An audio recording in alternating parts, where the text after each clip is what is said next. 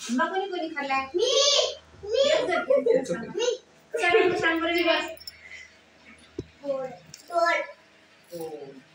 कच्चा आंबा खाल्लाय तुम्ही? कच्च्या आंब्याला काय म्हणतात सांगा बरं?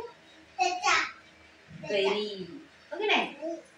कैरी कशी दिसते बाहेरून?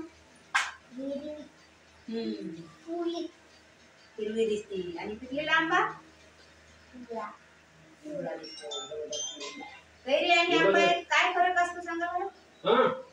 आंबा पिवळा दिसतो, हिरवी दिसते. आणि कैरी कडक असते. आंबा कसा असतो पिकलेला? नरम असतो की नाही? तर या चित्रात आंब्यापासून कोणते कोणते पदार्थ बनविले ते लिहिले मी ते तुम्हाला वाचून दाखवते बघा.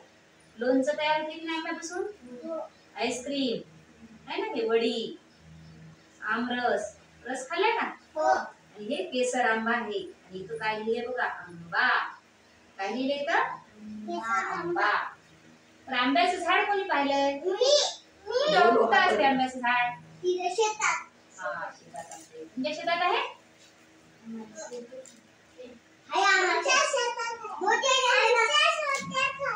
आंब्याच्या पानाचं काय करतात सांगा बरं? दिवाळीला काय बनवतात आंब्याच्या पानाचं? तोरण धरायला. की नाही? आणखी काय करतात?